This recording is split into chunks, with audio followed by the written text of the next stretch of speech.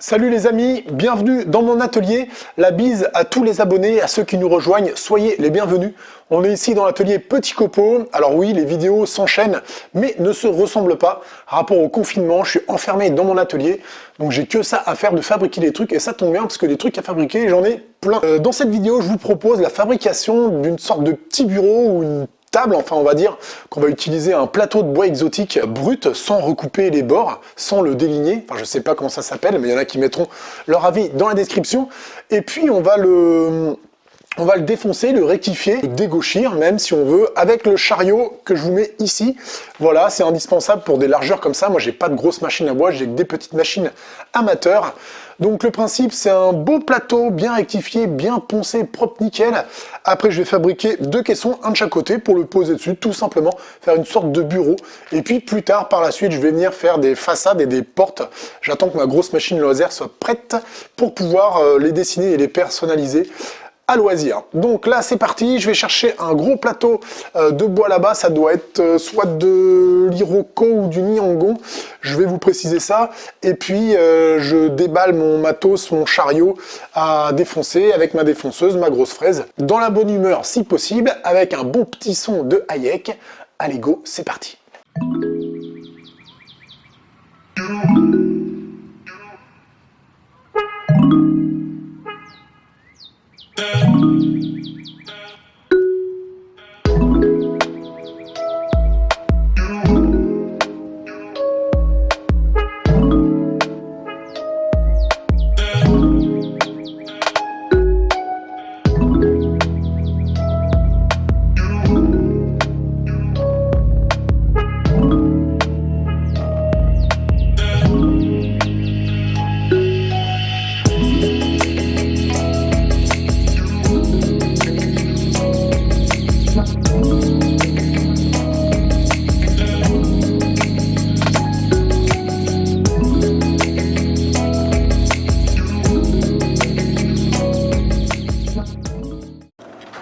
Bon, je sais vraiment pas ce que ça va donner, hein. Parce que le bois il est clairement un peu pourrave, il est piqué un peu de partout. La seule chose que je sais, c'est que c'est de l'Iroko, c'est marqué ici. Donc voilà, hein, je pense quand même, j'ai espoir de pouvoir le gratter et de le sublimer, quoi. Je suis sûr que ça va être joli, peut-être que je me trompe. Donc c'est parti, j'installe le chariot à défonçage. Ah oui, le chariot à défoncer. Vous avez de la chance, les plans sont disponibles dans la description de cette vidéo. Et puis, vous avez une vidéo carrément sur la fabrication de ce chariot. Et en plus, c'est votre jour de chance, les plans sont gratos. Allez, c'est parti. On commence par une première surface et puis ensuite on le retourne.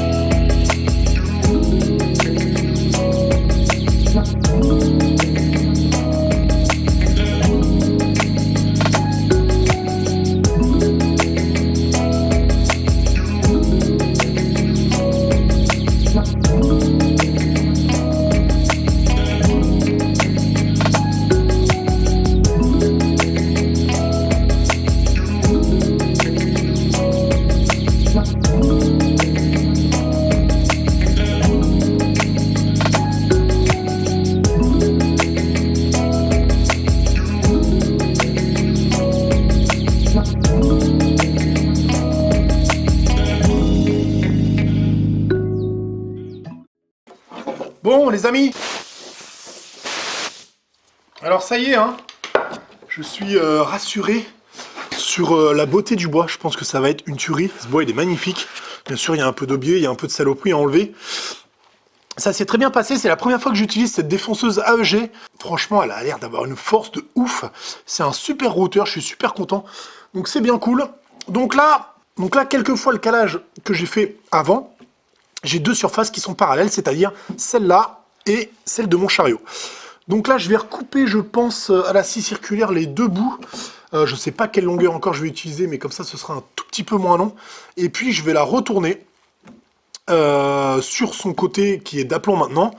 Et cette partie du bois là, le bois, lui, ne bouge pas. C'est que le chariot qui se déplace partout pour attaquer maintenant la face qui va être au-dessus de mon plateau. Donc j'ai toujours la même technique, hein. Je passe une fois, ça met pas mal de copeaux et de saloperies dans les rigoles, donc ça me surélève un petit peu ma fraise, et puis ensuite je reviens, je ressouffle, et je fais ça au moins 3-4 fois, sans régler le réglage de la défonceuse, et à chaque fois ça enlève une petite couche. Donc c'est cool, on continue.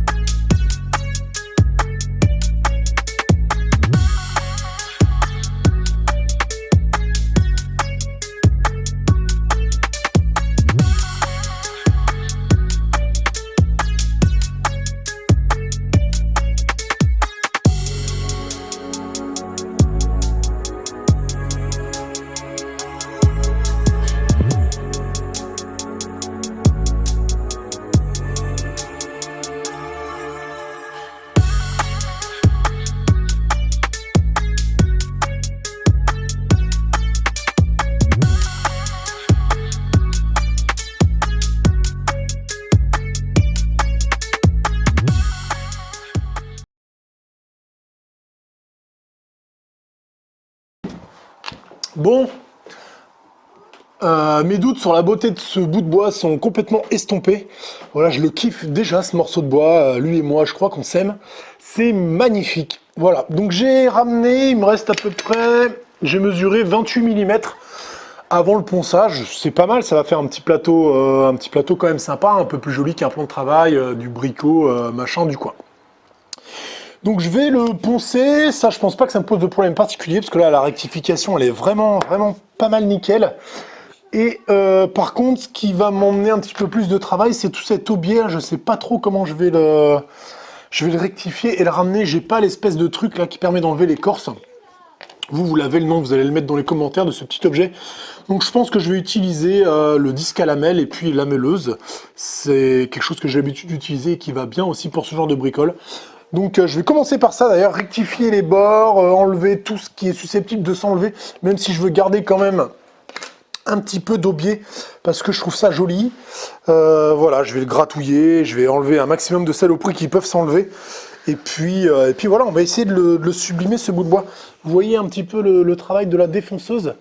C'est vraiment pas mal, hein, c'est correct, hein, c'est très plat. Je sais pas si on peut voir, mais voilà, il y a quasiment... il y a vraiment pas grand-chose à poncer, quoi. Ok? Allez, c'est parti.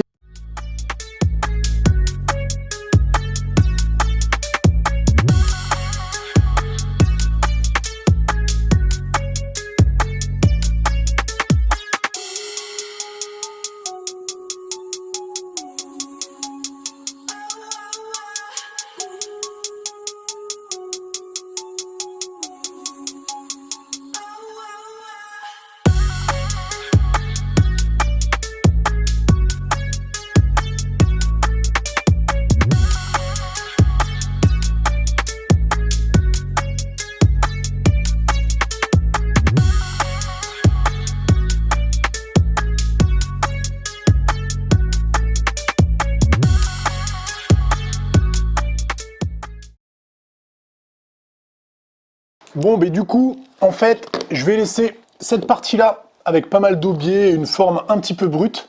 Les deux côtés coupés d'équerre. Et puis, ici, je vais quand même déligner la partie droite parce que ce sera la partie droite qui ira contre le mur. Donc, autant que ça soit bien droit.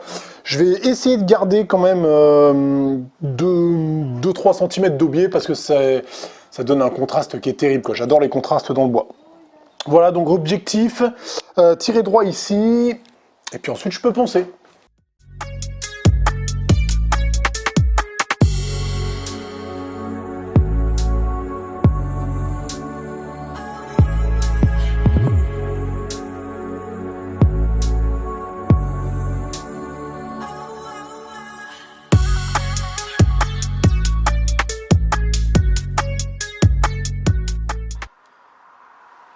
Bon, ma femme est passée par là et elle trouve le bois comme moi magnifique.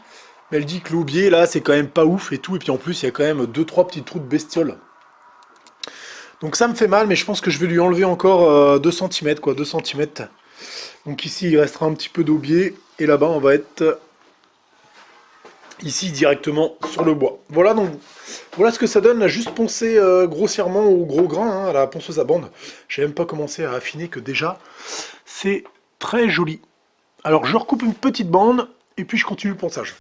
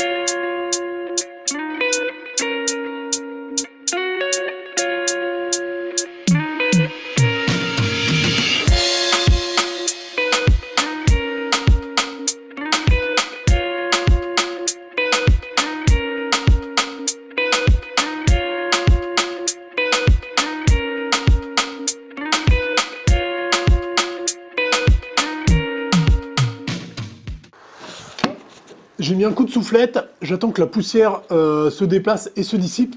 En attendant, je vous montre le produit qu'on va appliquer.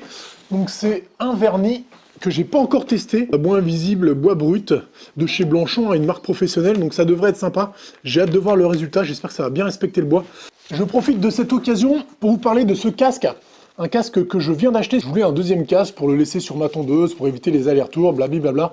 Bref, je viens de le recevoir et vous connaissez mon casque que j'ai d'habitude. Le casque officiel, c'est un 3M, une très grande marque que j'ai payé avec mes petits sous. Ça vaut bien plus de 30 €. Bon, je vais vous mettre le prix exact ici. Et regardez, c'est assez bluffant.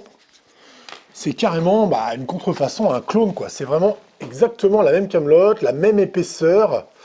Le même poids, et j'irais même presque jusqu'à dire que ici les plastiques sont un petit peu durs et froids, et ici ils sont un poil plus mous et chauds. Et même si on regarde au niveau de l'appui-tête, ici c'est un simple plastique et ici il y a un petit peu de moumoute molle. Donc je suis vraiment agréablement surpris, ça vaut 12 balles. En tous les cas, voilà, ce que je veux vous dire, c'est que je vous en parle parce que je le trouve top. Et même peut-être bien qu'à partir de maintenant, je vais mettre celui-là dans l'atelier. Il n'y a pas de raison à la limite que j'expose celui-là, alors que celui-là est beaucoup moins cher et qu'il est top. Voilà, c'était la petite aparté, donc application du produit de finition. Ce plateau, donc je veux en faire un bureau. Pour l'instant, je ne sais même pas comment je vais l'installer, si je vais le mettre sur 2 petits caissons, des tiroirs. Bref, il est tellement beau que je le poserai même sur 2 petits cartons de déménagement, que ce serait déjà magnifique.